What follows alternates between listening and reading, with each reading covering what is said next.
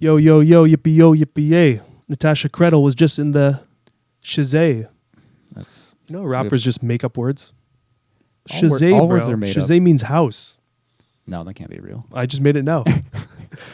Shakespeare, right here. That's how it goes. Language is created. There's no set words that were there from the beginning of time. This is a whole other podcast now. We're gonna Let's fucking get into it, bro.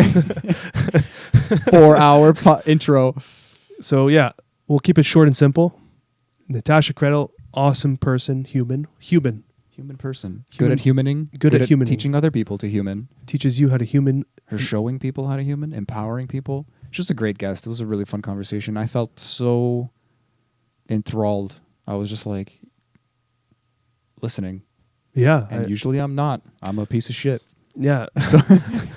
So when Sammy's quiet, it's a good moment. I lost words at the end. I was like, fucking never mind. Like, let's just end it.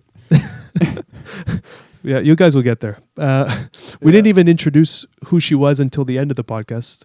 But you know what? It all fits very nicely. It fucking fits beautifully, especially the conversation we had. I guess quick, short thing though. I mean, she's a life coach. I guess she would avoid those labels probably, but she's a facilitator of a lot of things. It's hard to put your finger on, but we get into it in the podcast, and we talk about masculine and feminine energies. We talk about society and how it's affecting us and those energies and those imbalances and how we can. There's some practical stuff in there. We really get into like how to ground yourself, similar to when we were talking to Ferber and the 5 stars. Actually, I didn't make that connection, but like just like the art of the pause. We bring it up a lot, and it's fucking starting to sink in with me finally after 90 episodes. Well, that's how it goes. That's the journey. Yeah. And it's like allowing that to express itself without the guilt and, just saying, oh, it took 90 episodes. No, it came exactly when needed, bruh. You're right. You caught me. Caught you right there. And that's how we go with these fucking patterns. It's perfect the way it is. It's perfect the way it is. Listen with your heart and your head and your ears, I guess. And, just like, subscribe, share. If you like it. If you don't, do it anyway. Yeah, just for us. Because you love us. Yeah. And we're charming. We're sexy. We're intelligent. We're, what did I say? Did I say sexy yet? No, you didn't. Sexy. You get that twice. And we love you. So, if you don't reciprocate it, we'll still love you. Yeah, just, you know what? Do all those buttons, just like Sammy said. Do all the buttons. Do the listening. And you know what? We don't shout out to the audio listeners enough because I figured we're very biased towards YouTube. You guys, the analytics are great. We love you. I don't know what you can do on your end, but maybe 5-star us on iTunes or Spotify. Share stuff. Yeah. Follow things. Yeah. Do all the stuff. You know what to do. You know what to do. Your inner wisdom knows what to do. So just follow that inner wisdom. There's a reason why you keep listening to these two guys over here. Because you want to stay curious. Wow, that was beautiful. I'm the best. You're the best. You're the best. You the guys listening. You curious chimps. You sexy curious chimps. Sexy I might cut that one out. No, keep it. Okay. Enjoy, guys. Enjoy. Mwah. What's up, beautiful people? I'm Nathaniel Pearl. And I'm Sammy Sheva.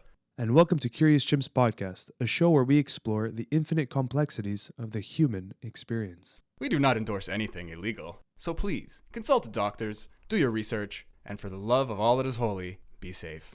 All right, let's talk about drugs. Curious Chimps.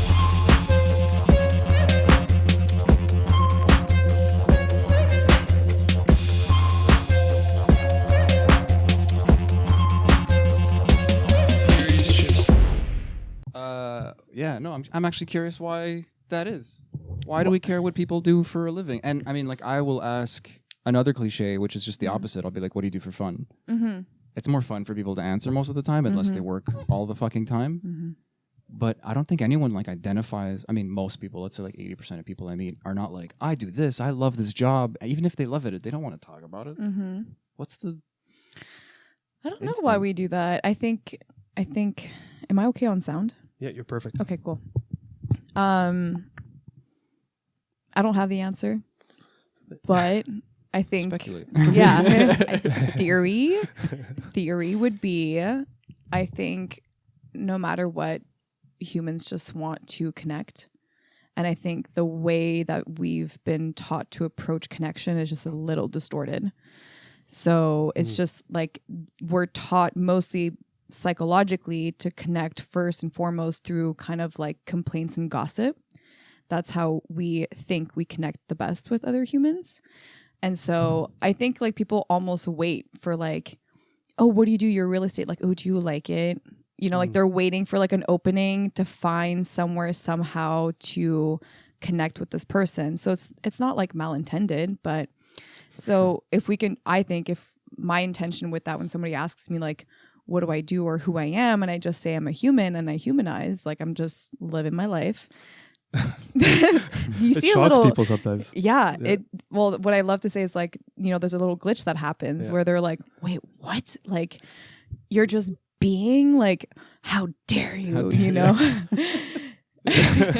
Well, that's like the whole And concept. also show me how. That's the whole concept of cacophony. I don't know if you've ever heard that term. Cacophony? Yeah, there's like this, wow, that's a great word. there's a whole thing where like these people just do these ridiculous things in public, and it's to break that it's like to cause a glitch. Yeah. And like they'll do something where the whole idea, there's a few rules. It's like you can't make money off this, and it's, you know, the rules. It's just something like, I didn't know there were rules. yeah, it's like you're not supposed to monetize it. It's supposed to be just like a good intentioned thing. Interesting. So they did like I think in like Boston Marathon, the Boston Marathon, they just ran the opposite direction, dressed as tunas.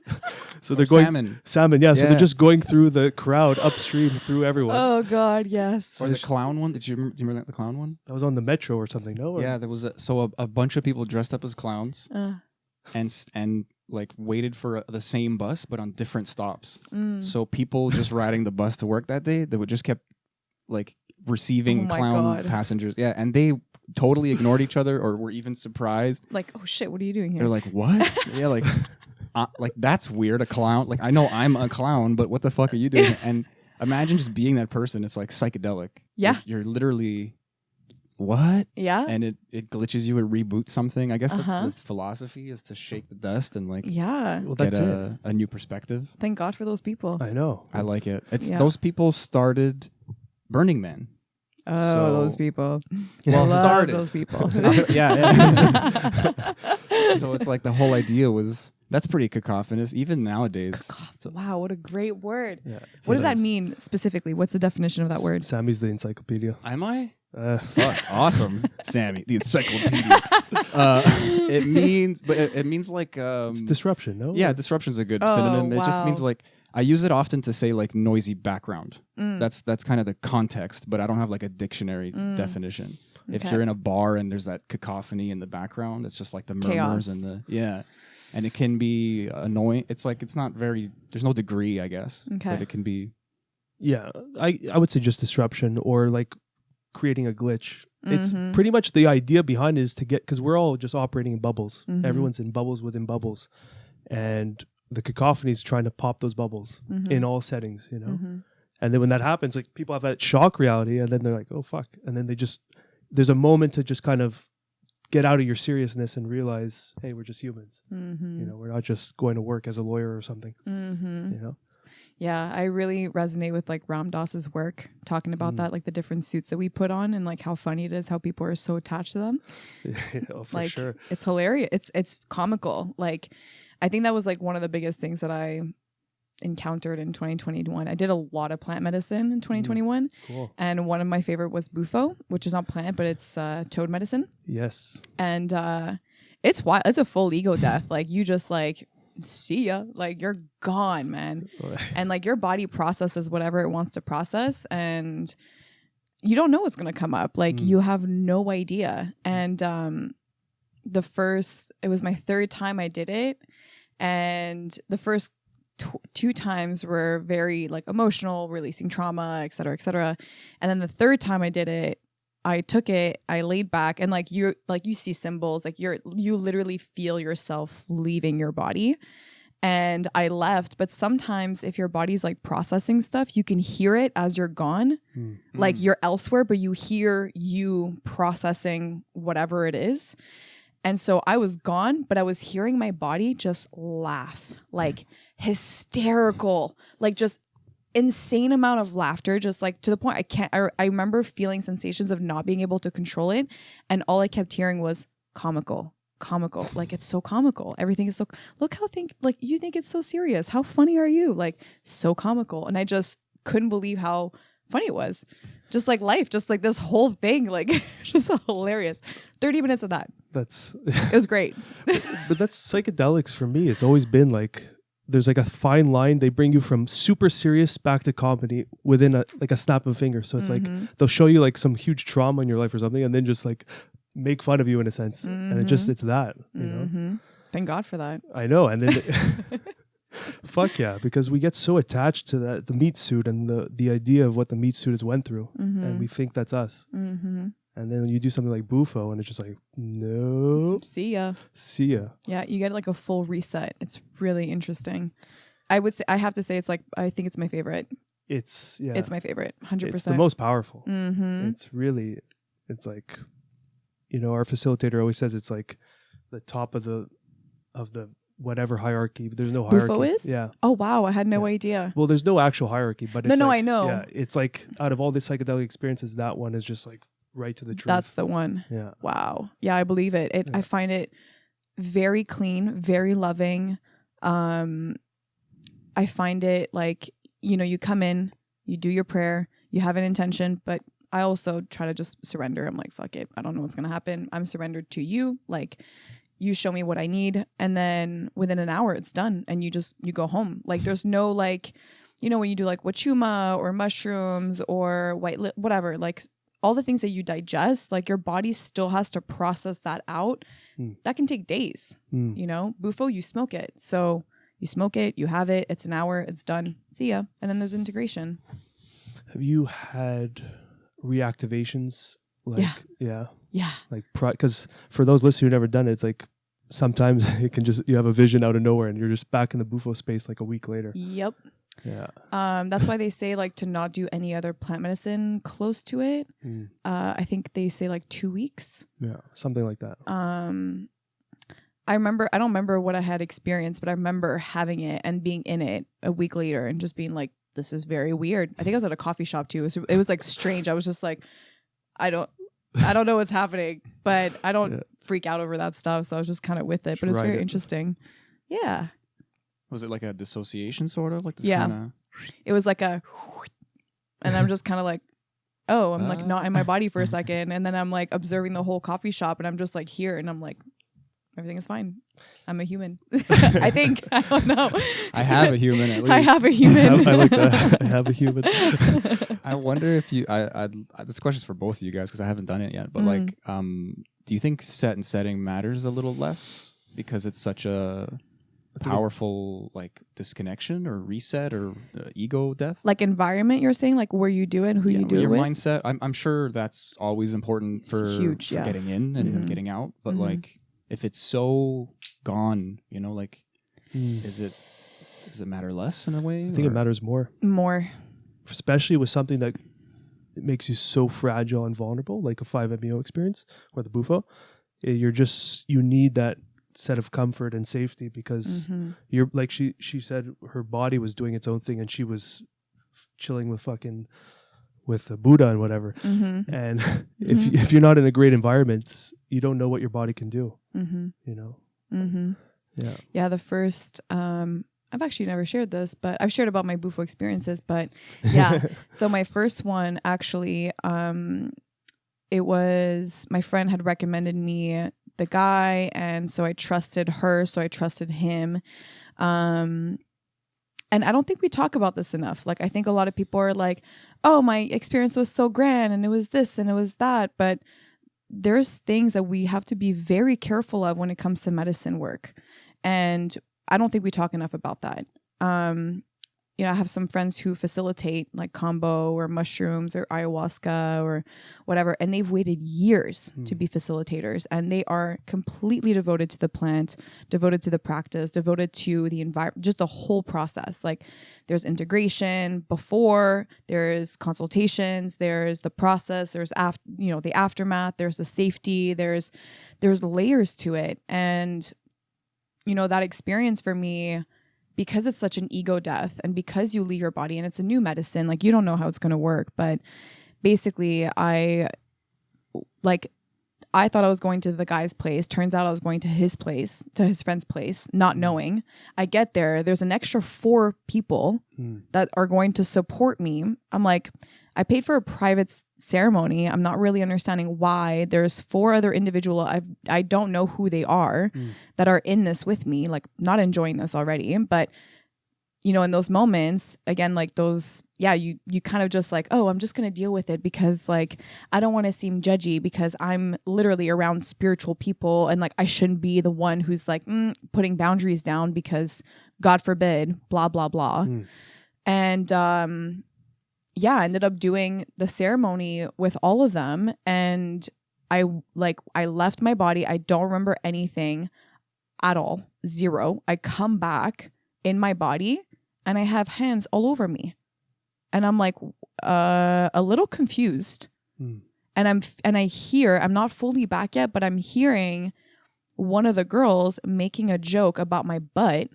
And then another guy being like, haha, you're interested kind of. And I'm like, what the fuck? We are in a process, a sacred space for medicine work. And you guys are like taking advantage of me. Like nothing happened, but still, you know, and I had my friends with me, like 2 of my friends, and they're watching this and then I hear them saying, can you guys not mention something? And could you not? Like, what is going on? And these are people that are facilitating. I will never mention names, but these are people that are facilitating. And I can't get over that. Like it really shocked me. So when I did Bufo the next 2 times, it was with people who are like, I spoke about that experience to them and they just couldn't believe it. They were like, oh my God, this is outrageous. And that experience was way better, like so much safety, allowed me to have my experience. You know, you have the prayer, you smoke it, they lay you down, you have a full, probably as big as like this room is like full mattress because they know the body can just, you know, flip around and do all kinds of shit. And after that, they just let me have my experience. They don't touch me, they don't rush me, they don't rob me of my journey. That saddens me, you know, because people get hyped up and they may have went to the wrong facilitator or something, maybe ill-intended or maybe not even, but just not clear. And then they have an experience like that. And thankfully you got out of it good and you continued your medicine work. But for some people that can just be like traumatic. Like you're going in trying to heal trauma and it's very easy to come out with more trauma. And like no one talks about that. Why? There's like a tiptoeing, like, you know, walking on eggshells that happens. Yeah. There's something with these kind of cultures where it kind of also gets a little bit hijacked by like this toxic positivity in a sense, you know, and you see that a lot and you wouldn't expect to see it in the medicine world, but it does happen.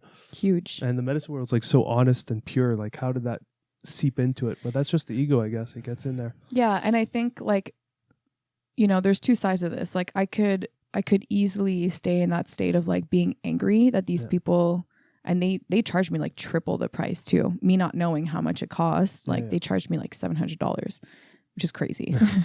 And so there's a part of me I can like, you know, stay angry at that, or I can just, again, first of all, I really don't think that they had bad intentions. I actually do think that they want to help people. I trust that they actually want to serve. Like that is really the core intention. And then there's like other layers on top. You know what I mean?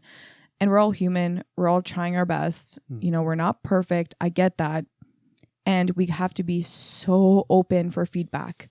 Like I wish that this person came to me after and was like, hi, like, I want to know, how was your experience? Like, you know, wow, I completely forgot about this. Yeah, the next day, he was married and he was like, he had asked me out to lunch the next day. Like, I'm in such a vulnerable state. No. You know what I mean? Oh, for sure. But I wish like if he was open for feedback, it would have been great because I would have been able to share with him like, hey, actually didn't feel comfortable with this, didn't feel comfortable with that. I don't think this is okay. But if there's no space for willingness to grow and to look beyond how we are currently serving, like shit. Anyways, not to bring this conversation. No, it's great. I think it's just like this is a important phenomenal avenue to stuff. take, though, because this is the side of psychedelics that isn't always addressed. Yeah. You know, and the way I look at it, because I, allegedly facilitate the 5, Mm-hmm. and prior to 5, I was serving NN DMT. Never heard of that. It's just the same DMT, just slightly different. It's the one everyone talks about seeing aliens. Like it's more visual. Interesting. It's cool. But in terms of lessons, you don't really gather the kind of It's like an experience. yeah. Okay. It's kind of like a roller coaster ride in psychedelic world. Cool. But there is value in that. So Mhm. I remember I smoked a little bit before I had 2 people coming, and I don't know what happened. Like I smoked a tiny dose, and I just like after the inhale, I just like postured up, and it wasn't even me. And like something was talking through me, and it kept saying, and I was talking out loud. It's like, you don't know what the fuck you're doing. And I'm like, I'm saying this out loud. It's like, you don't know what the fuck you're doing. And that's beautiful. Oh, Preach the fact that you don't know what you're doing. yes. And preach the unknown as a member of like a student with the other students. Yes. And honor the unknown. yes. And I'm just like, oh, okay. yes. And then they came, and I was just the fucking speech I gave them and the prayer I gave them. Like, we don't know what we're doing, and it's beautiful. Let's just celebrate it, and that's what I think some people lose is when they think they know, Yes. and that seeps into the experience. So it's like their method is the method, Mm-hmm. and their doing is the doing, and not the medicine itself. Mm-hmm. And ultimately, in that space, like you're not making it about you anymore, too, right? Exactly. Like you're stepping out, Exactly. and you're just allowing what wants to come through. But it's like you're letting the other people have their experience, not making it about you. You're just like, hey, I'm here, and that's it. Dot. Point final. The way Facilitator. Yeah. It's in the name. Yeah. At the deepest layer of that word, like I tell people, I'm like, my job is I'm your flight attendant. I'm going to make sure everything is clear in physical reality, and your journey is your journey. Yeah. You don't have to worry about fucking anything, Right. and just experience. Yeah. And that's all we could offer. Yeah. It's like, don't ever think that you pouring water in their throat, because there's some facilitators that do some weird shit I've seen on YouTube. They're like mid-experience, just pour water down the person's throat Why? to create more breath or something. There's no good reason. There's no good reason. I'm not I can't calling his even name think out. of like one. I know, like risk to benefit. Maybe they're thirsty. Maybe they'll drown. Well, the guy's out. He's like this, and he's just pouring water in his throat. And he's gargling and like literally on death's door. And then he just has this crazy revelation or whatever. But what? like, you don't need to do that. You could chill. The medicine is just as more powerful than anything we have. So Yeah.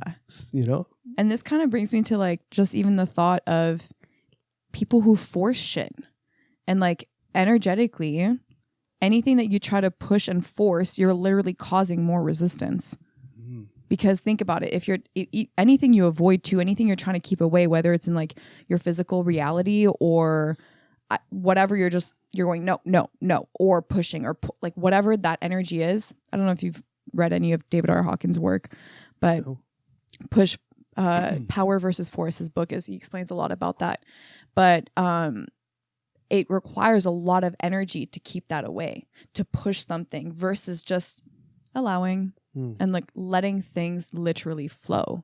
And I think a lot of people go into medicine work trying to push and force subconsciously their healing journey, and it just causes more resistance, and they don't know why or how. And it's very, like I said, it's subconscious. I don't think they know that they're doing it. And ultimately just causes more resistance and distortion and push and force and fatigue. And like now they get very drained, and it's exhausting and this whole thing, and they can't figure it out. And it's like, yeah, because you're still trying to push and force your healing. That's not the answer. That's not the way. Like I got caught in that loop a couple years ago, and I couldn't figure out what was happening. And I realized over time that I was trying to force my healing, because if I wasn't healed, I wouldn't be loved. So let me fix all my shit now so that I can finally be whole, so I can finally be loved and accepted and be all the things, which it's very backwards because I'm already whole. It's relatable though. Like I feel like I just got punched in the side. in a good way. That's people tell me I'm very penetrative with my words. So like there's a I don't know what this is, but it's cool that I can do that. Yeah, no, it's potent. Yes. It's like on the money. I don't know how to. It's like great. yeah. I love but that. I don't know. So can I ask like what's coming up for you with that little love punch? Well, resistance in general and this idea of the unconscious, it was really like my ears were pricking up and I'm just like, I'm seeing it. It's like semi-conscious and I'm still doing it in a lot of avenues and I don't know how to stop it. It's so reflexive. It seems like the easier thing. So it's like there's effort and nuance and a lot of like just consciousness and admission and acceptance. There's so much work going into doing nothing, not resisting. It sounds like it should be easier, but it's not for me yet. I don't know. Like there are these days or moments, you know, where you just kind of, the flow is there. And then when it's not, there's like a different flavor of flow. And that's what's blown my mind recently. But I mean, that's new to me and I'm still kind of exploring that. So it's like there's this dance, there's this thing with acceptance. It's kind of the same thing you were talking about with the facilitators. Like there's people don't want to talk about things because there's no nuance. And it's just harder to have like a long form experience and to actually dissect and to actually understand. And it gets what's the word? I don't know, it gets draining. You know, and the royal you, like I guess in my experience, like I do want something to happen soon and you're putting pressure and it's like, you know, I'm picturing something physical that like you're putting pressure on and it just gets denser and you're like, oh, this is not working. So then it's like you have to let go. And for some reason it's like meditation. Like the less you do, the more everything just falls back into place. And it's like a Chinese finger trap. Well, I guess they're Peruvian actually, but you know what I mean? Like the more you struggle, the harder it is. And it's sometimes you're in a situation where you really want to struggle. So you're like, yeah, it's humans a are skill. very addicted to chaos and they want to feel, from what I've noticed, people want to feel like they deserve what's on the other side of their suffering. Oh, that's clever. Yeah. Shit. So they'll keep like doing it, like kind of like the hard work. Like I remember one of my ex-partners years ago, I was like, it's not about working more or harder. It's just about like really understanding how your energy functions in the world. And that's it. Like, it's really fucking simple. And I was like kind of poking him and I was like, come on, man, like stop this bullshit, you know? And he was like pretty vulnerable and we're talking about things and it finally came out. He's like, I want to feel like I fucking deserve it. And I was like, but there's your problem. That's where it is. That you're never going to feel that way. So you're going to keep chasing something that's never there over and over and over and over again. The fuck is the solve? I was gonna say, what after that? Yeah. Then what? And then what's the point? This whole time. Yeah. That's like chess with yourself. Uh-huh. Literally. Like you ever done that? It's stupid. I've never played that. No, I've never played chess with myself. We were talking about it in the car, but like I haven't played it myself though. It's eventually you just pick a side you want to win. It's not a real game. You're not up against someone who will surprise you. So you just start favoring, you know, it's silly and like masturbatory, but maybe only at the end. Like it really just feels like a normal game and then drops off. I mean, I'm not like some chess master or something. Right. But still. But I feel like it's a really good comparison because like, I don't know, there's this, I don't get it. Like I love putting things into words usually and like I'm just stumped here. Like you just stop resisting. But like, then you still resist and you're like, no, stop. And it's just like this pendulum. And then you're like, why? There's layers to this. Like first of all, you have to look at like the bigger picture. I think our entire world, our environment, our society, everything has taught us that it's not safe and secure for us to do nothing. Because if we do nothing, we're lazy, we're unsuccessful, we are whatever. There's all kinds of labels, right? So no matter what we've been shown in marketing, in the patriarchal system, in our schooling system, in the work system, everything has shown us that it's not okay to not do anything. We've literally put money, work, status quo on a pedestal. We've been raised in a codependent society. And just from that, we don't feel safe just by letting go and just being. Because we always have to do something over and over and over again. And then we like feel responsible for other people's realities. So if I don't do this, then mom is going to be upset. And if I choose to feel like this, and she's responsible for my feelings and I'm responsible for his. And so it's realistically, if you still are operating from this programming, of course, if you think that like you trying to do nothing and just being in your body and just practicing the beingness of the being, in that there's alarms going off in your body going, this is not okay because this is happening. This is happening. This is not okay. This is not okay. Warning, warning, get up, get up. So we have to practice to be aware of the reactions of the alarms in our bodies and just witness them and talk to them, acknowledge them, go, hey, I understand like you feel this is real. I'm here to tell you it's not. And this is the new story. This is the new reality.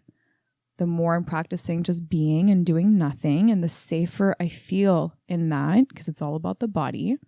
The mind is great, but the body is a whole other thing. And the less I do, the more I am. The more fun I have, the more money I make. The more in flow I am, the more aligned I am. Great. Now there's like a relief of like, oh shit. I was like, why did I hold on to all that for so long? Yeah. And then we can just have a lot of compassion for ourselves, you know, like, oh, I held on to pressure because dad told me I needed to be something when I was 5. Oof. Okay. You hear those kind of stories so much. It's like they, on the surface, and that label game we were talking about before the podcast is like they're very accomplished in physical reality, material world, whatever. But underneath all that is not always, there's like people that just nailed it and just doing their thing and they're loving every moment of it. But there's a lot of stories, and people could resonate with this, where someone was felt pressured into this career path, whether they're a surgeon or doctor or a lawyer because their father was, you know. And so how do you go about someone like that, where they're just living this life where they never really wanted to, and then they're just, I'm here now, miserable. Rich but miserable in a sense. It's like the archetypal story. Like, are you asking me where do I start with just like acknowledging with someone like that? Having someone like a revelation, like just do nothing and just like, you know. Right. Well, I don't believe in extremes because like if you hit one extreme, like let's say you were power hungry, money hungry, career hungry, you know, all this materialistic only life, usually energetically what's going to happen is you're going to hit another extreme in order to find your flow again. That's just kind of how it works energetically. You can't fuck with that. Yeah. So, and that's not up to anyone except for their own experience if they allow that to happen, which it can happen, it cannot not happen. You know, a big thing within my work is like I just realized like I'm not God. Like, I'm not going to tell you what's best for your journey. Like, only you're going to experience that. And if you want support, great. So if they want to, they might experience another end of the extreme. That's why extremes are not really bad, because then they will find harmony at some point.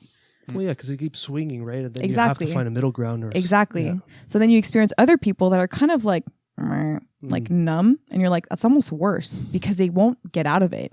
They're just kind of like floating around. So when I experience people in their extreme, it's not good, but it's kind of good. Because I'm like, at some point in time, they're going to find their harmony. Absolutely. That's just how energetically it works. Yeah. Amazing. So like the shit's happening right now. Yeah.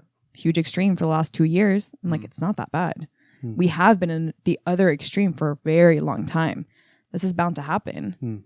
And that means at the end of the day, there's going to be harmony.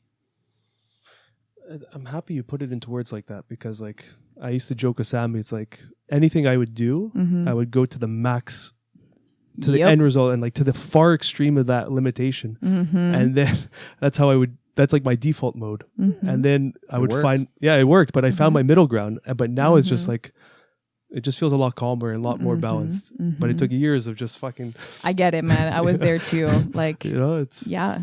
And you don't really know till you're in it, yeah. right? And then you experience it for yourself and you're like, oh shit. Yeah, that was crazy. But that allowance to allow it to flow, because then eventually it will reorganize itself. Mm-hmm.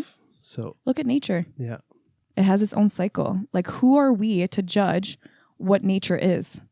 Like, even just this morning with the snow, I get on Instagram, all these people are complaining. I'm like, first of all, stop complaining About the weather. about the literally. weather. Yeah. I'm like, imagine this. Like, there's this one person I have in mind. I love him so much, but he fucking annoys me with the complaints of the weather. Like, because I'm like, it feels like judgment of the natural cycles that is so fucking beautiful. Like, you're judging something that is natural. It's kind of like you're judging a pregnant woman. Like, she's just birthing something, man. She's birthing life. Like, how could you judge that? I don't know if that's my mind taking it to the extreme, but like, that's what it feels like in my body. And imagine, okay, you spend 30 minutes complaining when you're taking the snow off your car. You get inside, you complain for another 30 minutes. Okay, let's say we have 4 to 5 months of winter. Times that by all the weeks in those times, you're literally spending 150 hours in 5 months just complaining about the weather. Yeah. What a waste. And it's ironic because I'm complaining about this dude complaining about the weather. I think we could derive some wisdom out of it, though. But I get you. Like, it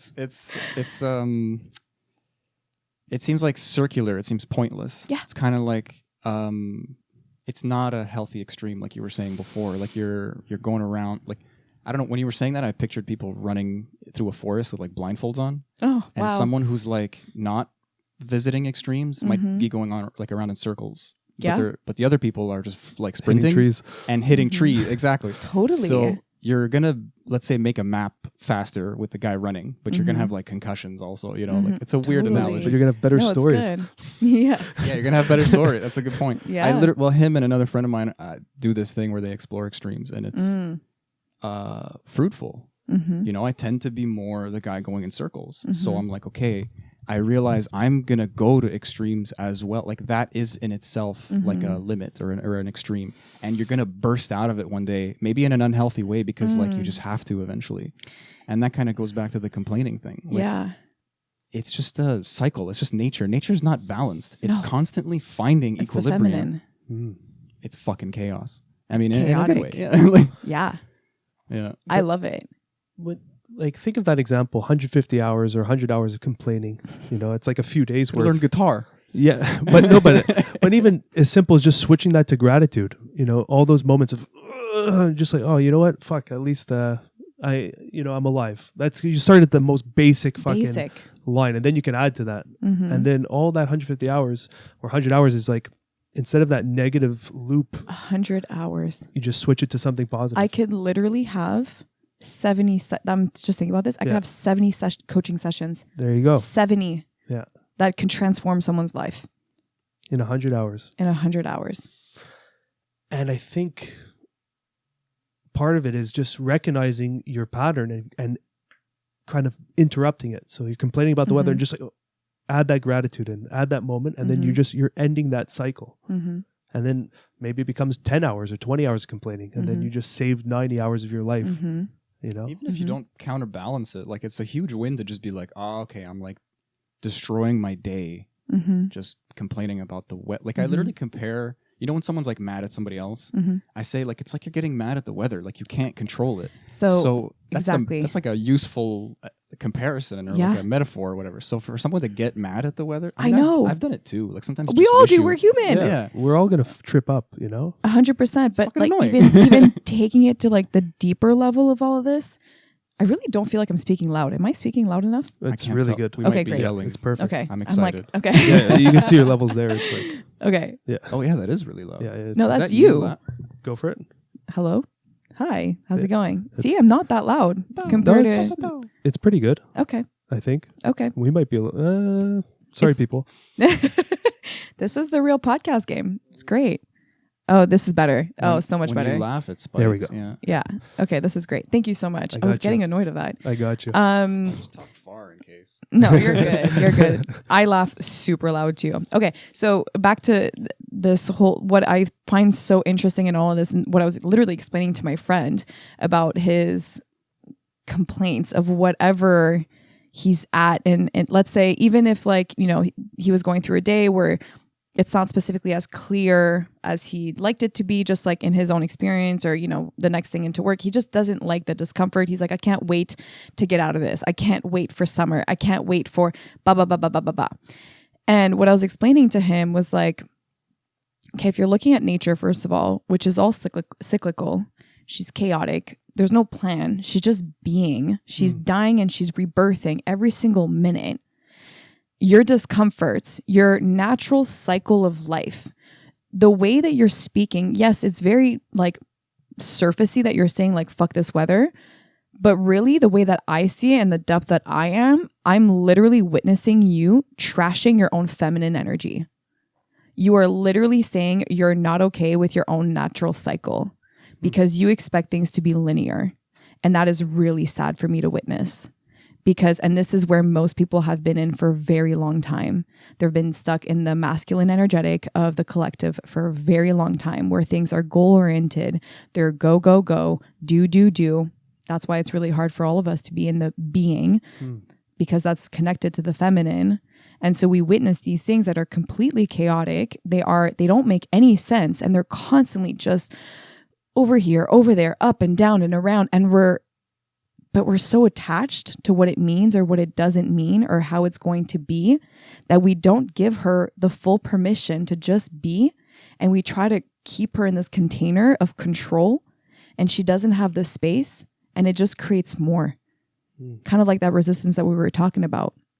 So imagine what it would look like if we just took the time to really understand our own feminine energetic, which means our own emotional, intuitive, chaotic, not understanding what the fuck's going on, but we're having this experience of just energy moving through our bodies and having different experiences and dying and rebirthing and grieving and being happy and being playful and having orgasms and whatever. Like, wow. And we're not trying to control anything.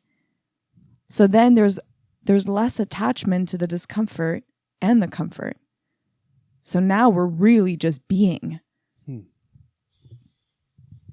I wonder what that looks like in, let's say, casual conversation. Is it silence? What are those? Yeah. No, but really, it's like you know, I guess we even kind of touched on it at the beginning, at the top of the podcast. Like sometimes you need a way to bridge.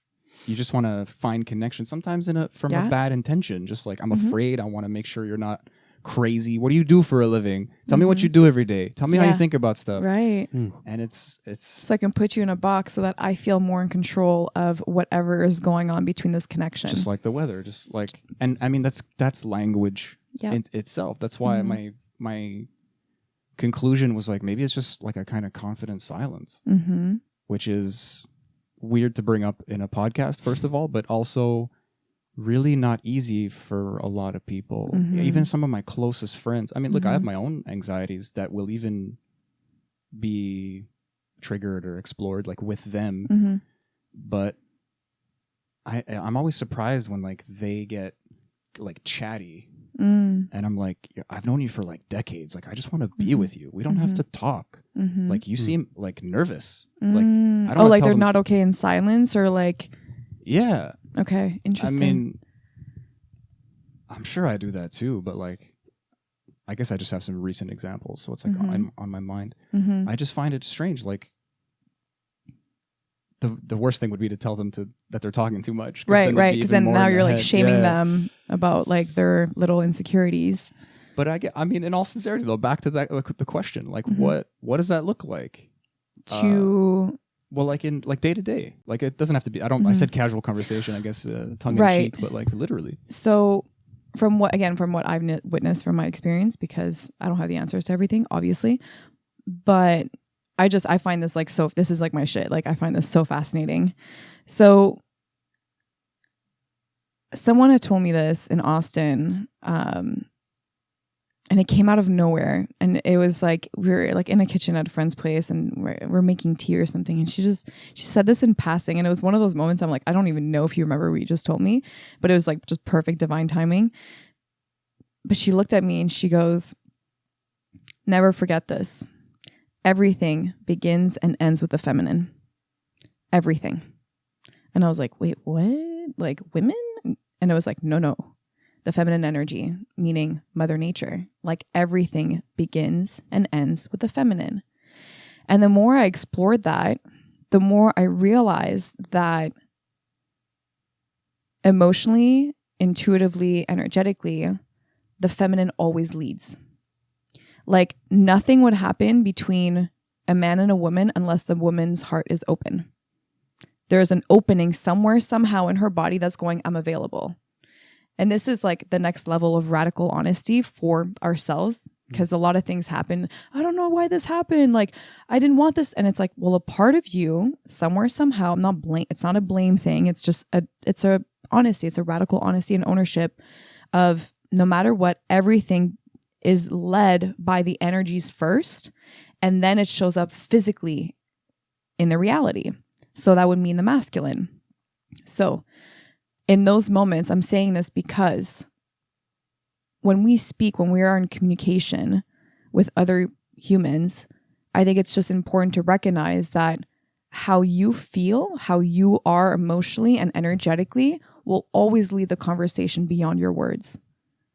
80% of communication is your energy and who you are. It is not about what you say, right? Like even though my words are amazing and whatever, it's my energy that's penetrating you. It's not my actual words. It's what I am putting in that word and then sending it over to you intentionally.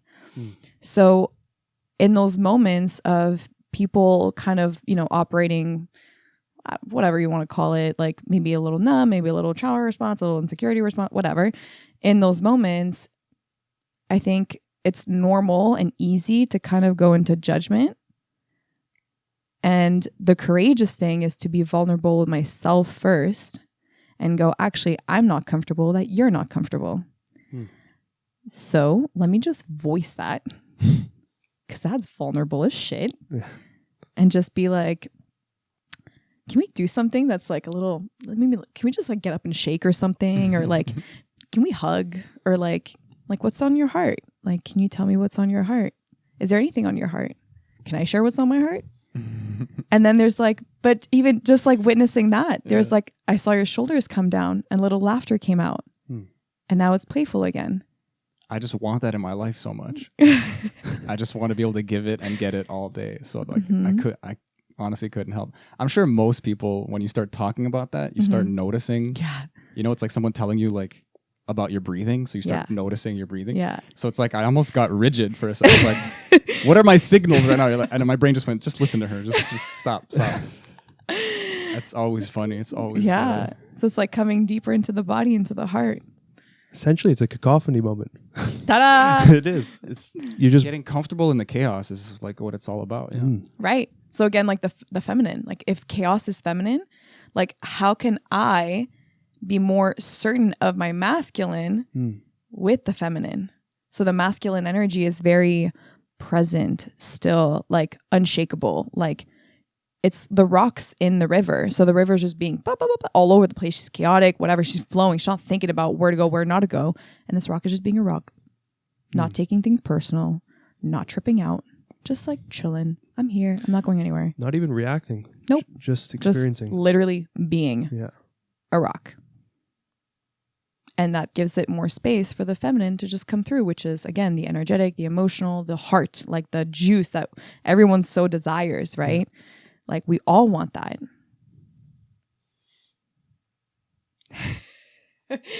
Our noodles are cooking. Which is great. Yeah. It's very good. Yeah. So how does one who's so male dominant or masculine dominant start to penetrate that feminine side?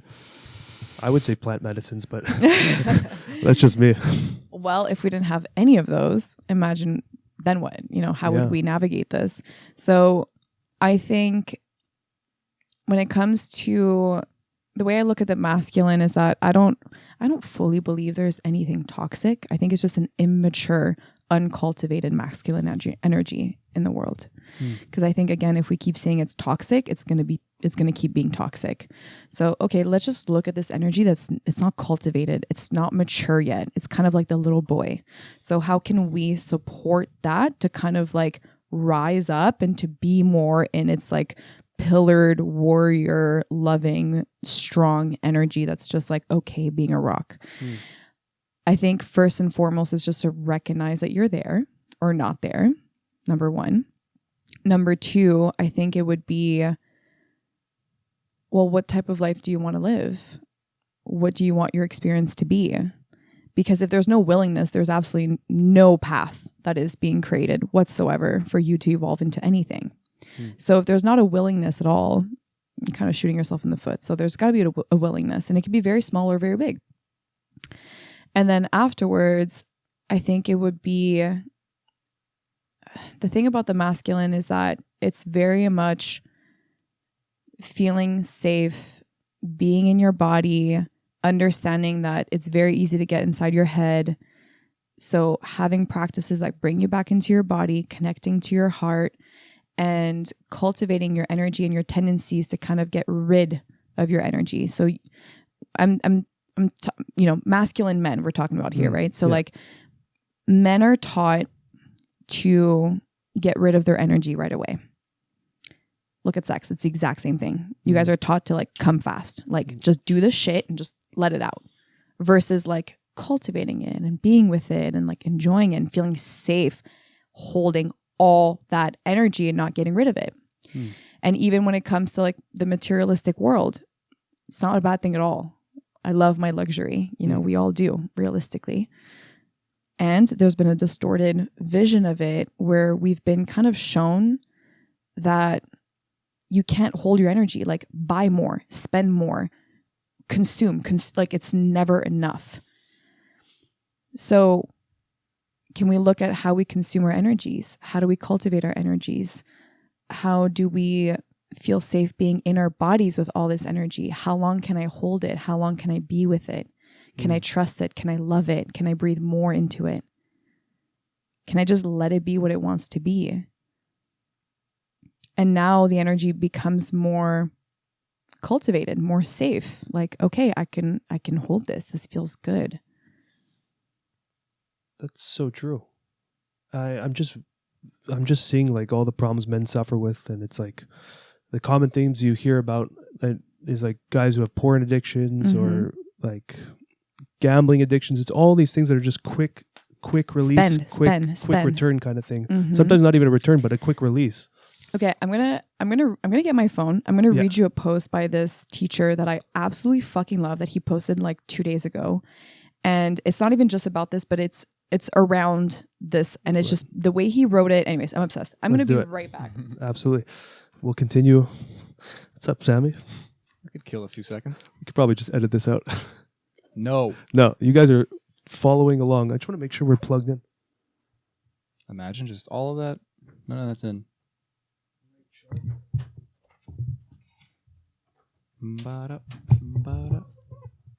this too much so far, or are we good? We're great. This is great. I'm just listening at this point. Like I have a lot of thoughts. I'm sure.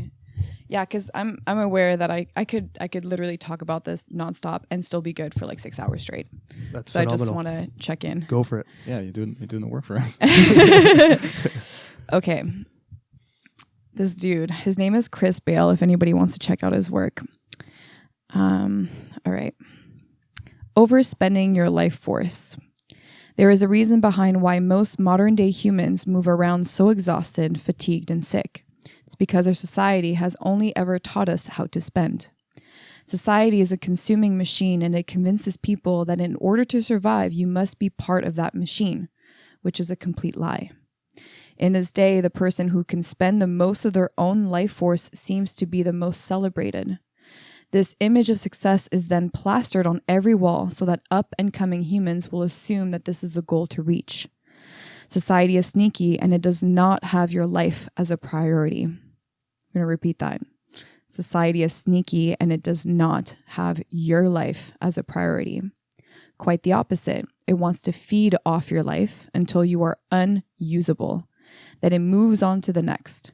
It has even designed things to make you think you are recharging and looking after yourself. Alcohol, Netflix are not recharging you, but rather distracting you from feeling the reality of your excessive spending. They need to keep you distracted so you never make contact with consciousness. One of the most common responses that I hear from people who have taken my advice to come back home to themselves is the vast amount of exhaustion and discomfort that rises up. Of course, you're feeling exhausted. For possibly the first time ever, you have sat down and deeply examined your own bank account, and you are massively overdrawn. When a person feels this alarm, in many instances, they run away, back to the life of distraction, as the reality of their situation is too loud to listen to. But I got news for you. In order to reclaim your pleasure, you must first reclaim your pain. Many want to skip this step. Nope. Get right back to the back of the line. What it really takes to get your life back into your own hands is courage and commitment to what is real. And that in itself can be too much for many. The only individuals I truly see make the most profound transformations over an extended period of time are the ones who can no longer put up with their bullshit. One of the quickest ways to have more energy is to stop giving yourself away to all the things in your life which are attempting to steal from you. Please wake the fuck up. Lovingly, Chris.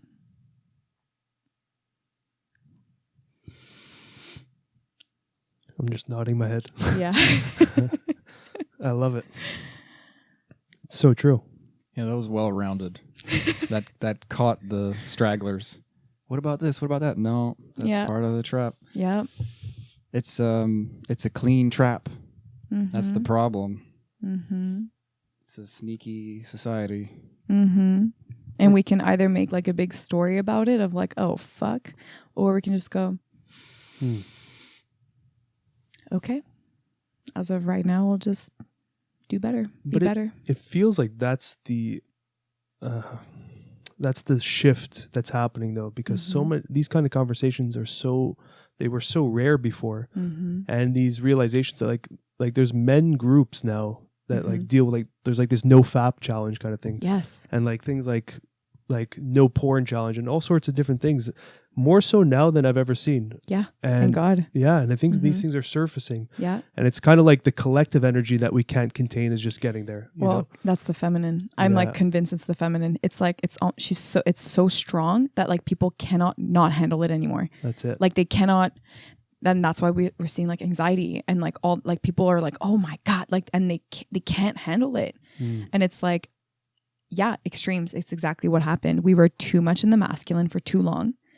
Masculine of the system, the school, blah, blah, blah. Do, goal, whatever. Yeah. This whole shit. And we've been suppressing the feminine. We've been oppressing her within ourselves and therefore in the world. It starts within and then without.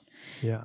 And now it's rising within each and every single one of us. All the feelings, all the energy, all the consciousness, all the things. And people are like, I don't know what to do with it.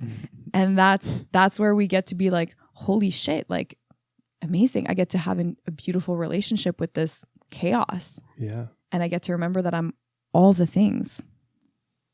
Because that is what the feminine energetic is. It's like she's all the things. Well, that's the whole thing we talked about, like the Kali Yuga is like the end of the masculine. And now we're entering, I don't know the next Yuga, but it's like the Kali Yuga is all about masculine, dominant force, go. And then, you know, the next one is like the 4 Yugas. Anyways, apparently, is it Dharma? Something with a D? Anyway, that's like the next age is the feminine energy. And these people map this out. It's like a 22,000 year cycle or something. Wow. And it's like, it's about time. Yeah. It's about time. And what I find really interesting is that right now, and I've been talking about this with a friend this week actually, is like there's a lot of like, you know, male coaches and like these men's groups and stuff like that. And they're like, we need better, stronger men. And I'm like, actually, what's really happening that I don't know if you guys understand, but the reason why you guys are not in your mature masculine is because you're not cultivating your feminine.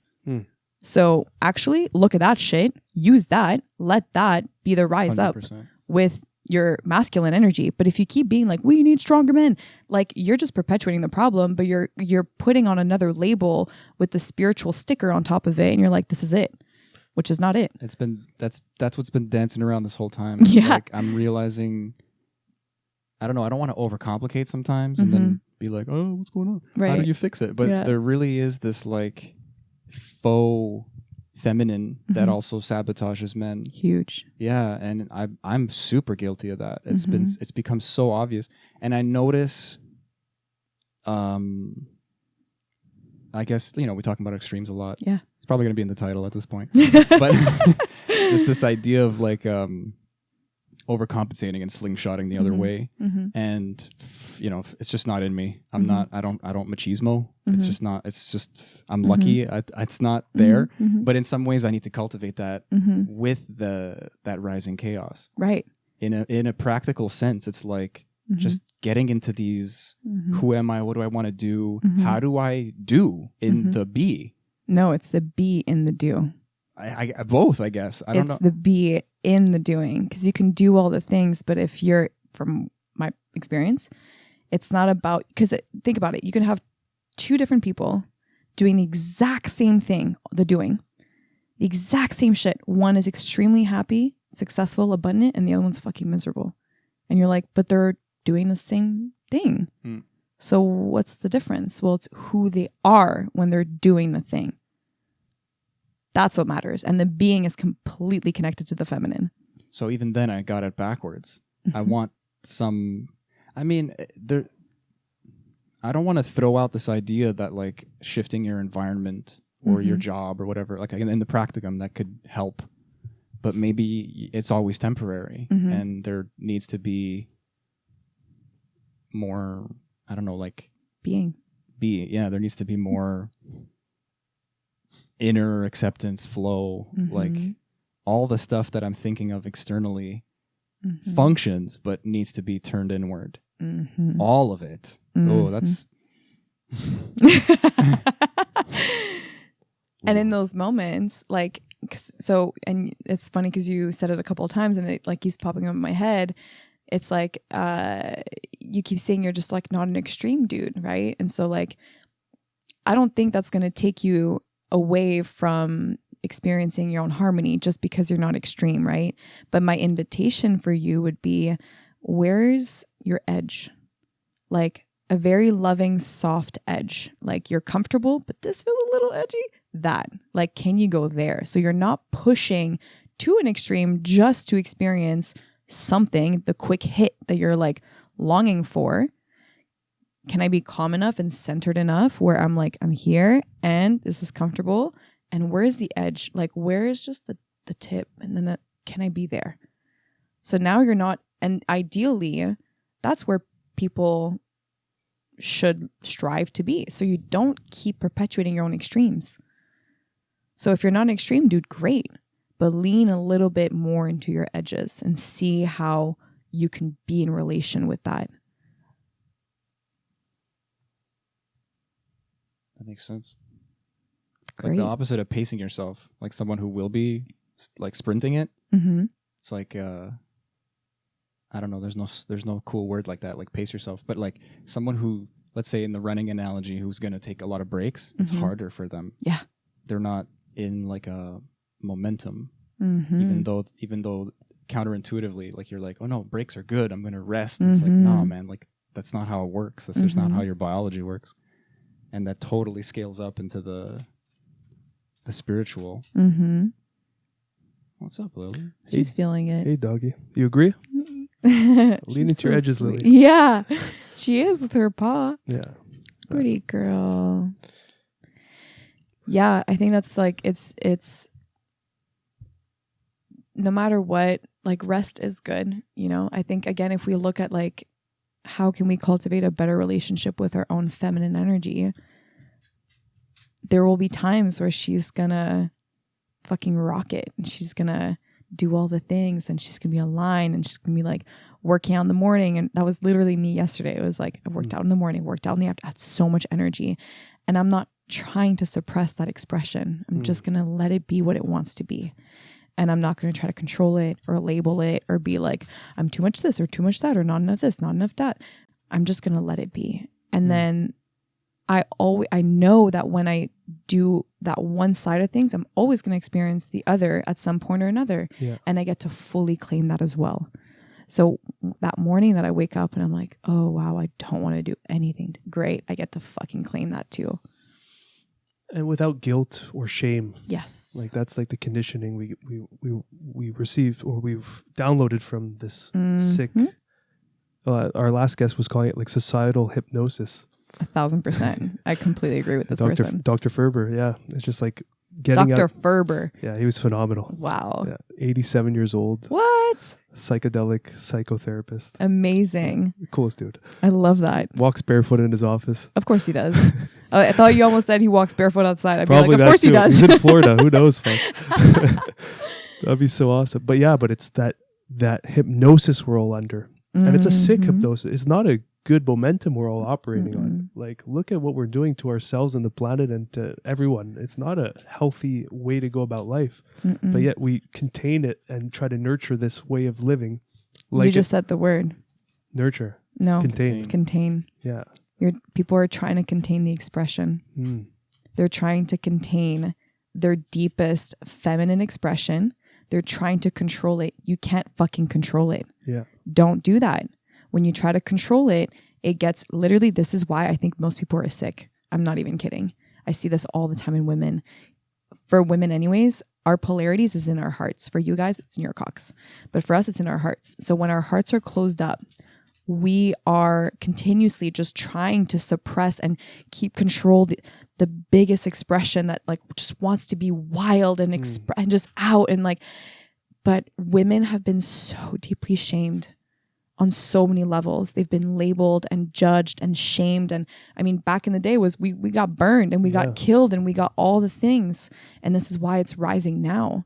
So it's I always say our energy is our responsibility. So now it's our choice to look at that and go, okay, I can see that like I'm feeling like I need to shrink right now. I need to dim down my expression because I don't want to make people feel uncomfortable. I don't want them to feel small, codependent. I don't want to feel it. I feel responsible for other people's realities. That's codependency. Interesting. Yeah. So in that we keep shrinking and shrinking and shrinking. And so the energy just keeps it stays in the heart and it's not spreading through the rest of the body. So there's a lack of life force energy through the rest of the body. And a lot of women have autoimmune diseases that nobody can figure out. There's a lack of life force. Okay, so where does the life force come from? The heart, which is completely connected to also our cervix. Interesting. As you're saying this, I have so many examples. Right, now it makes sense. You're like, oh shit, this person, that person, this person. So even just before coming here, I had a call with a client and, you know, she had all these stories of like, you know, I self-sabotage and I do this and I do that and I don't understand. And she's a great coach and she wants to elevate. And she's like, I don't understand. I know my patterns. I'm fed up. I don't understand. It's been the same shit for years. And all of a sudden I'm like, when's the last time you like got on your knees and just like growled? She was like, what? And I was like, when's the last time you got primal? She's like, never. Never, yeah.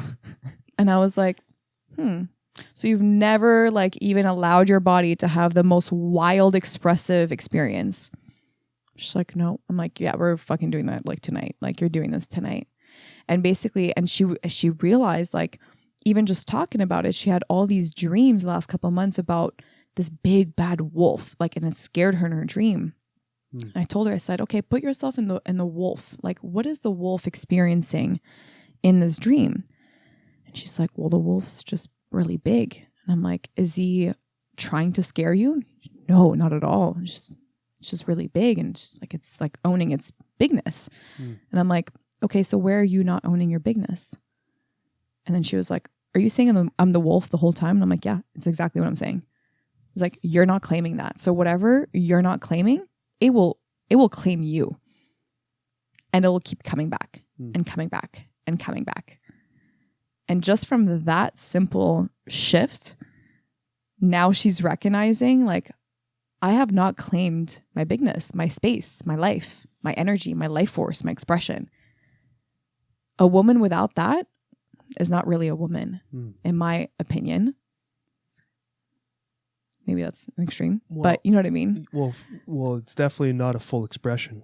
And it's like this, well, it's like a suppressed version of someone. Uh-huh. And when you have that, when something's not flowing, I like your connection to disease, because I think that's probably a big factor in a lot of pathologies. It's huge. Is the lack of flow, Mm-hmm. you know?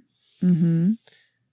And yeah, because like I studied osteo for a few years, and you start feeling bodies and stuff, and you start feeling different flows and some things that are just not moving properly, and then you start talking about it, even not just of the physical body, and then there's like a psychological relationship to that area as well. You know, and then so if things aren't flowing there, the psychological issues as well tied into it. It's just disease is going to form, and some type of tension is going to form there. I really believe that the body is a full reflection of the subconscious mind. 100%. So it's so easy. Like when you understand that, even the like, environment though. 100%. Yeah, it's so clear. It's actually like, it's so funny. This shit is so simple. It's so simple. It's fucking simple.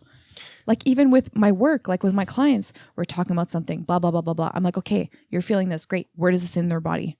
Where is it in your body? And she goes, oh yeah, actually, kind of like what we were doing before, where you were like, I'm not really sure. And the second she checks in, she's like, oh yeah, it's in my heart.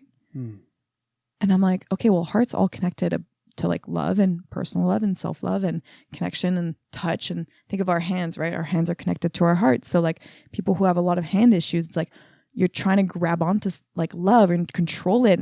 There's no flow. So, okay, let's talk about that. Because it's all, your body always shows you what the fuck is up. 100%. It's great. Yeah. It has so such easy. deep wisdom, and we try to, I guess, part of the sick hypnosis of society is that we remove that sense of power, that we have that kind of control over ourselves and that wisdom, and now we have to seek outwards for the answers to our inner wisdom that we all have. And for some people it's so clear, and other people it's just like they might get this little gut feeling of something, but it's so small that they miss the sound. You know, Miss the sound. It's like a frequency. Like we're operating on a different beat almost. Yeah. And it's like you're talking about like cultivating a garden. You know, like it takes time, patience, knowledge. It's like like nature. Yeah, I did that by accident. But I guess that's why the analogy works. Like exactly, it's literally pathological. Like you're like the things you do have an effect, but it's just like way down the line. And part of the hypnosis or the sickness is like this rapidity, this like ease. Well, dis-ease. Hey. Ew. Shit. It's all there, man. No, but like it is. Yeah. It like, and this is what I find is so exciting. It's like it is all here, right in front of our faces, so clear, and everyone is like running around in circles, being like, I don't know what I'm doing. It's like, can you just stop for a second and look? Just look. What do you see? I don't know. I see a tree. Okay, what about the tree? And then again, it's like, just from that little tiny 10-second process, all I really did was go stop and I asked them the questions. Because that's really what I believe in terms of like what's important in my work too, and like how I can support people best is like, I'm not going to tell you what's best for you. You have the answer. I'm just going to make sure that I have really potent questions to help you figure that out. That's it. Well, that's the essence of the word empowering, right? Yeah. You're offering them the space to recognize their divine wisdom by just suggesting avenues for them to travel through in their mind. And in their bodies. Yeah. That's awesome. Yeah. I love my work. That's phenomenal.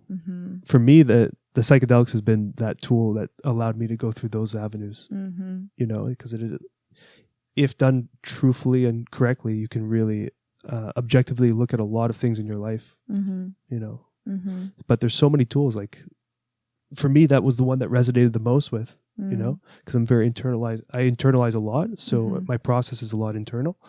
So psychedelics really just like added a magnifying glass to that. Yeah. What would it look like if you externalized your experiences a little bit more? So now I am. Okay. Yeah, this is very new territory for me. Like the past few years, even my other project, the Psychedelic Archives, where it's like a shout out to everyone. You should check that out. My other podcast where Just a little drop here and there. it's just where I'm expressing like deep moments in my psychedelic experience. Nice. And that's new for me too. Right. You know, so it's just, I think a lot of it was just going through those avenues internally, and now it's starting to, I kind of familiar with those roads, and now it's able to kind of be expressed outwards. You know, that's great. Yeah. Have you ever listened to, because it's not even a book yet, but it's an audio book, but it's not a physical book, but it's Ram Dass's book, Becoming Nobody. You're the second person that recommended that. Didn't Ferber recommend that? I just heard that book like yesterday. Okay, great. Yeah, There's your sign. When you hear things twice, you got to go for it. Yeah. Okay. Becoming Nobody by Ram Dass. It's on Audible. I don't think it's an actual book yet because it's his teachings put into a book, but it's on Audible. So it's a lecture of like 6 hours or something. Okay. He's explored so much with psychedelics. For sure. Right? Yeah. And there's a part where, again, he expresses how he spent years just exploring and like, you know, just constantly being in that space. And this is where I believe there's a little disconnection too. And I've experienced that myself, so I get it. There's a deep attachment to the high of psychedelics. And that's where we have to have really, really, really clean, grounded discernment for when we explore in those fields. Because again, we're still going into like the spiritual. So we're kind of like leaving and we're exploring in there. But just from that, we're still disconnected from our bodies and really being so deeply grounded here in our hearts, in our bodies, fully feeling everything. We're not really experiencing the full human experience. And I think a lot of people, especially very spiritual people, there's nothing wrong with this at all. There's no wrong or right. Anything I'm saying is like, it's neither or, it's just an experience. But, and there's a lack of integration. There's a lack of really like, what does it look like when I don't have the books, when I don't have the podcast, when I don't have the psychedelics, when I don't have anything but me? What does that look like then? Because people get nervous when they think about that. They're like, I don't know. And it's like, well, maybe you should explore that. Because it'll be very uncomfortable.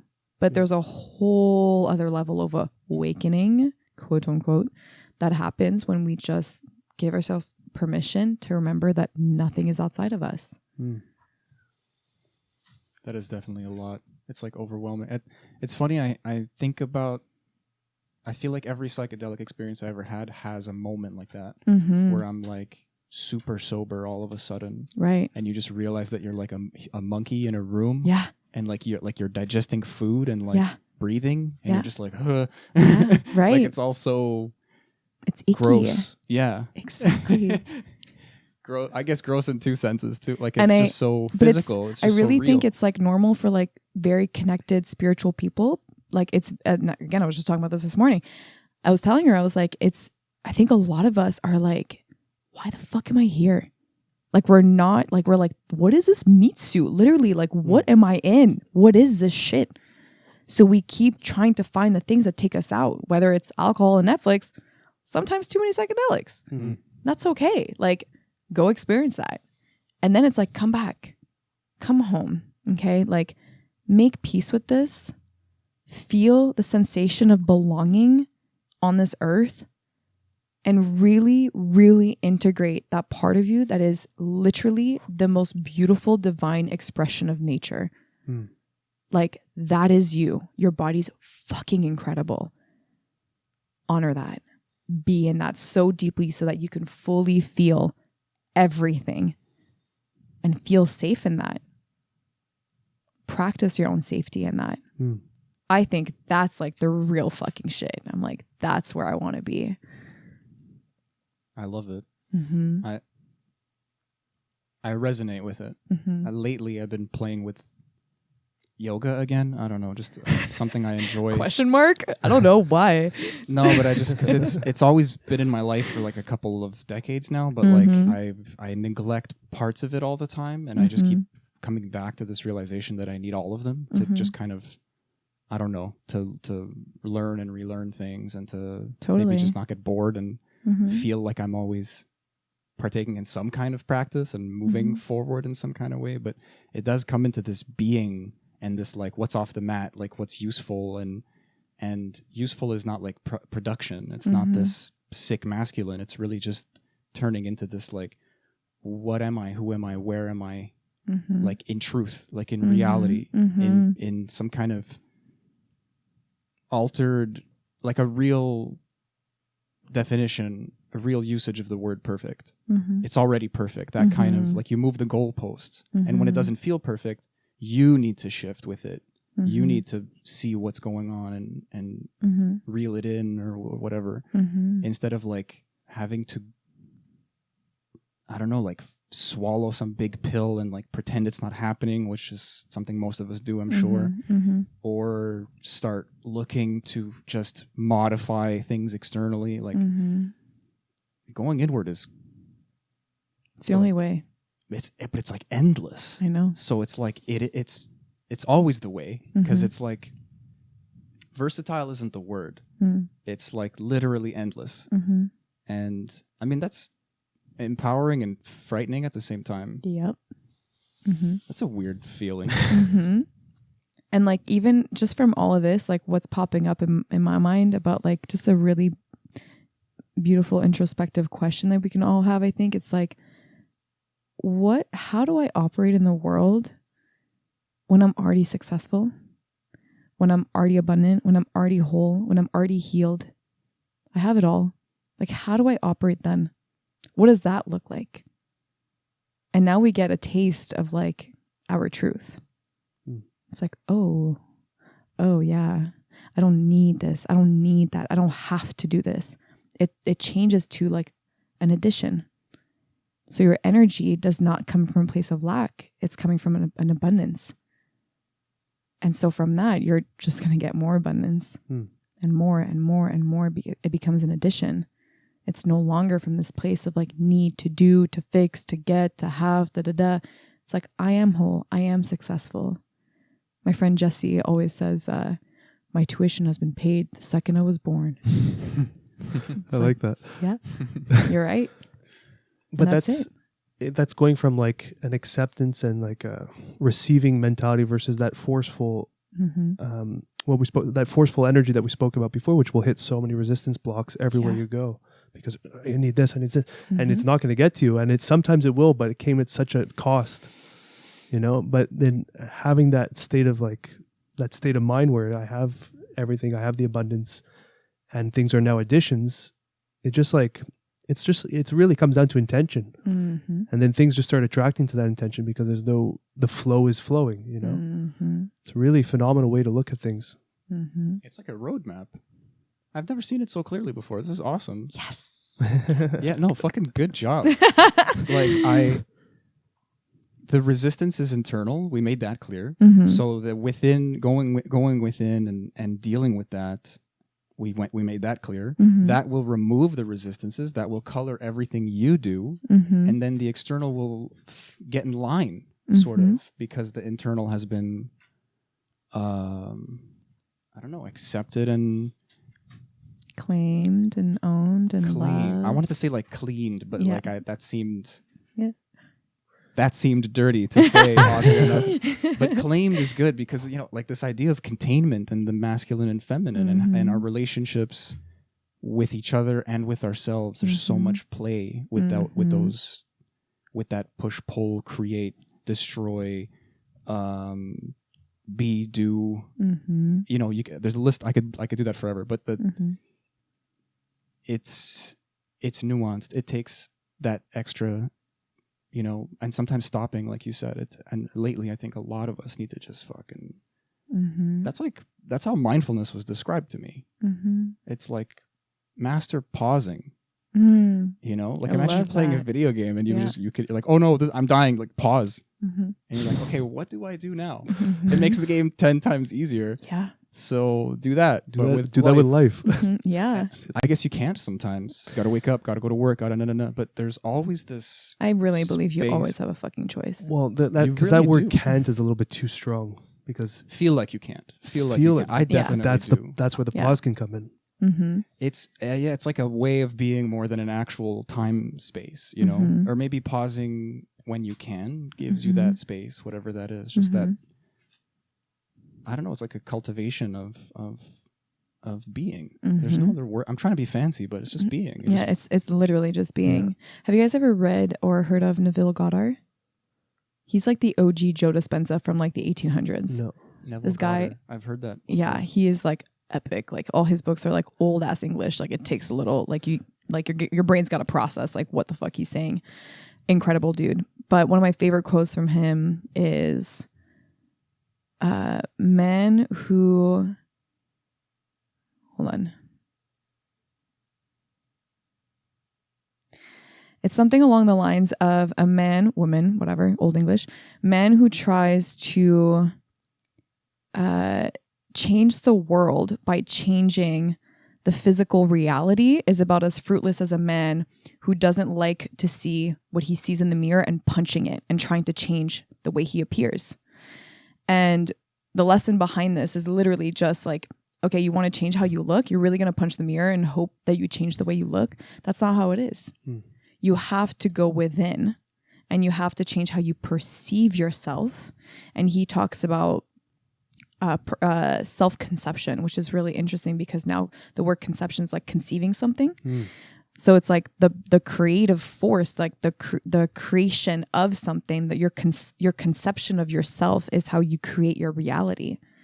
And it's so funny because again, people are so addicted to, I think personally, maybe it's a little judgmental, but I think people are so addicted to feeling the feeling of feeling special or being special that they're going to, by trying to change the world, they're going to keep doing the things in the world, but they will never look at their own shit. And they will never actually understand that if we're all energy and if everything's energy and if everything is like an internal game that shows up in the physical reality, because that's really what's happening all the time. I've experienced it firsthand many times. What are we doing? Like, what a waste of time. It's a huge distraction. Massive. I've personally played with both extremes, which Right. goes against what I said before, but I've definitely, I guess we all have extremes. 100%. That's interesting. But yeah, like, wow. Gone. See ya. Came and went. No, I can't even, it's hard to put into words. I give up. I'll just, Okay. I'm like, It's great. It's awesome. No attachments. Just let it flow. Exactly. No resistance. On that note, I think maybe we cut it here. Oh, wow. I didn't even see the time going. Isn't that crazy? I mean, I talk so much. it's perfect. yeah, How's your heart rate? You want to check now? No, I feel Actually, okay. check now. Let's see. I'm That'd be curious. great, honestly, if it's Sammy's like resting 50. heart rate was 170. Oh, Jesus Christ. Let's find out. That's wild. Now it's like 45. That would be cool. No, it's like 90. It's a lot better than 120, 130. That's great. I gotta do some. You got to do Pilates or something. That was really nice. Yeah. Thanks for coming. That was really cool. Thank you for having me. It was great. For Uh, whoever's like listening to this, I had to like plow my way through here after a snowstorm that came out of nowhere. I Literally. made it 45 minutes later, but Yeah. I made it. We made it happen. Made it happen. Without any assistance shoveling, you did it all on your own I did. because people don't always help. We should all help. I agree. Yeah. If there's one thing you can take away from today, just like, yeah, pause, look around you and check. Like, does anyone need support right now? And that does like such a massive change for someone. And you don't even notice. It might be so small for you, but like it really does. It can change someone's life, as crazy as that 100%. sounds. But, you know? Not crazy. Yeah. I love it. Do you want to do you have anything to tell our audience to check you out if they want to see your work or anything? Fuck Or- yeah. Come into my field. Please come on in. The more the merrier. Yeah, that's what I say. Okay. It works. My brain was like, wait a second. I'm all fucked up now. My words are all wacky. It's contagious. Yeah. I'm super active on Instagram. So you can find me there at tashakredl.com. I'm basically everywhere. Tasha Kredl. So Tasha, and my last name is Kredl, Kredl. And then I have a podcast, Your Expansive Self. I have been coaching for like 4 years now, which has been crazy. Yeah, it's been really potent work. Nice. Taking things to the next level. I actually just incorporated my company in the US yesterday. Hey, congrats. Yeah, I know. I'm really excited. And yeah, we just really, my intention with my work is to create a safe space. Even though I hate that people keep using that so much lately. It's like, my space is safe. And you create your own safety, and you are welcome to feel into how much safety you want to feel in my space. And we go to, depths that can feel really uncomfortable, but really bring you back into that place where you really know and anchor into the truth that nothing is outside of you. Boom. And that healing is, you are a self-healing organism, which happens naturally when you come back in that place, which is amazing. Your wealth expands, your health expands, you become wiser. Life is so much better. So it's great. So come on in. Come on in. I feel like we should have had that in the beginning of the podcast. we just went right into it. That was the intro. No, you know what? We're gonna leave it like that. Fuck it. We're just gonna, Because the whole beginning we spoke about how we have labels of like, what do you do for work? What are that? Yeah, so I right. actually prefer we just went right into it. Yes. It like honors the conversation of what we were saying. Yeah. it's cacophonous. Cacophonous. Yeah, I think I love just stating that I'm a human who supports humans, and that's it. That's really That's what it perfect. is. Yeah. And we should all strive to be something like that.